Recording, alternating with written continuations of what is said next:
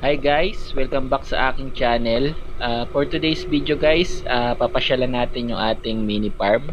Magpapakain na rin tayo guys ng ating mga alagang hayop doon guys. Yan, saka check na rin natin guys kung gaano na ba kalaki yung ating craylings na nilagay doon guys 1 month ago. Yan, check natin guys kung gaano na ba sila kalaki. Yan, para kung meron na tayong ma-harvest, yan, edi kukunin na rin natin guys. Pero kung wala pa, dun na muna at palalakihin muna natin sila guys dun sa kanilang grow out pond nila guys. Yan, bali malapit na nga pala tayo guys. Yan, hanggang dito na lang ako sa may dulo, tapos maglalakad na ako guys. Update ko na lang kayo guys pag nandun na ako sa ating mini farm.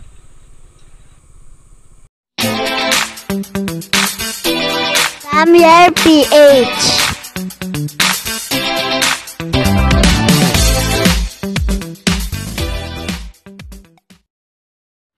Ayan guys, bali nandito na tayo sa ating mini farm. Yan, magpapakain muna tayo guys ng ating mga kalapati guys.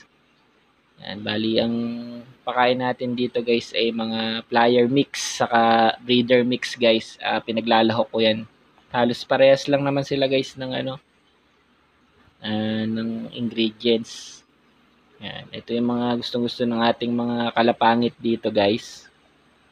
Yan, medyo dumami na nga yung ating mga kalapangit dito. Yan, kasi pag wala ako dito guys, merong mga bata na naghahagis dito ng mga kalapati guys. Kaya lang, yung mga kalapati nila hindi na nauwi guys. Bali, yan, nadagit na natin, nandito na lang. Hindi naman natin sila hinuhuli guys para kung gusto man nilang umuwi doon sa mga dati nilang mga amo guys, free naman sila guys. Yan, mga gutom na nga yung ating mga kalapangit guys. Kasi minsan sa maga ko na lang napapakain tong mga alaga natin dito guys. Kasi may pasok tayo guys. Minsan gabi na tayo nakakauwi. Yan, kaya hindi na tayo nakapagpakain ng mga alaga natin dito sa mini farm guys. Kahit nga yung mga ARC natin dito guys, minsan sa umaga ko na sila nabibigyan. Kaya mas active sila guys sa maga kasi halos nasanay sila na sa maga ako nagbibigay guys ng mga pagkain. Yan, tapos ito yung ating mga heritage chicken guys. Yan, bali marami na tayong eggs na nakuha dyan. Nakapagkatay na rin tayo guys ng mga ilang heritage chicken natin guys, na mga breeder natin guys. Kasi sobrang dami nila, malakas sa patuka, kaya nagbawas tayo guys ng mga alaga natin dito.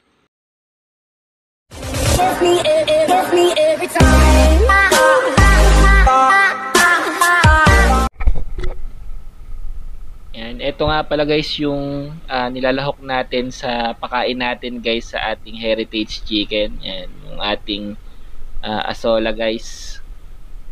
Yan, tapos andito yung ating mga craylings guys. Mamaya huhulihin natin yung ibang craylings dyan guys. Check natin kung gaano na ba kalaki. Yan, ito nga yung mga tanim natin dito guys. Medyo malalaki na to. Yan, buti hindi sila nasira guys nung dumaang bagyo. Yan, medyo malakas din kasi yung bagyo na dumaan last week guys, yung bagyong Aghon. Yan, tali. Yan, ito meron pa nga tayong hinog na papaya dito. Yan, mamaya guys, kukunin natin yan, tapos iuwi na natin sa bahay. Yan, mga 1 day pa guys yan, pwede nang kainin yan.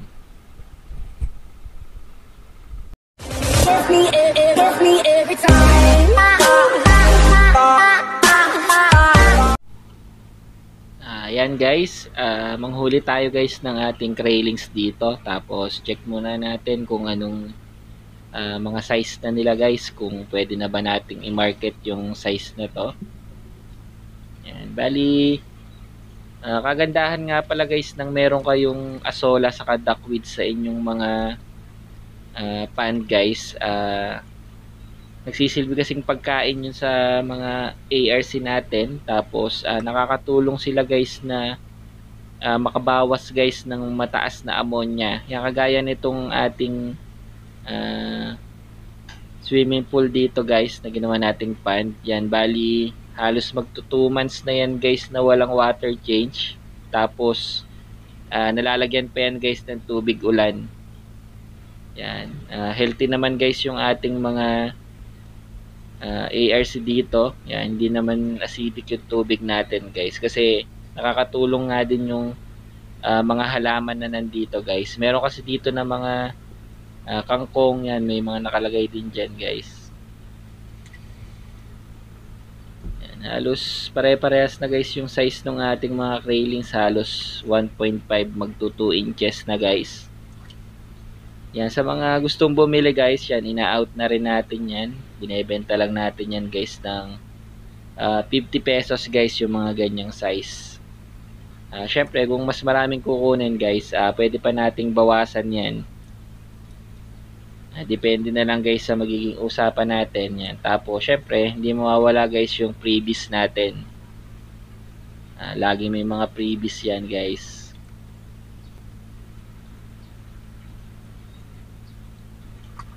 Yan, bali yung iba kasi guys na lumaki na dito guys, yung mga nasa 3 inches to 4 inches guys, na-harvest ko na yon. Yan, dinala ko na yun sa bahay. Nandun na yung ginawa na natin guys na mga breeder, kasi mga malapit na mag-eggs yun guys. Yan, kaya yung natira na lang dito guys yung mga medyo maliliit natin na mga railings guys. Yan, puro halos gantong size na guys yung nandito sa ating swimming pool pond guys.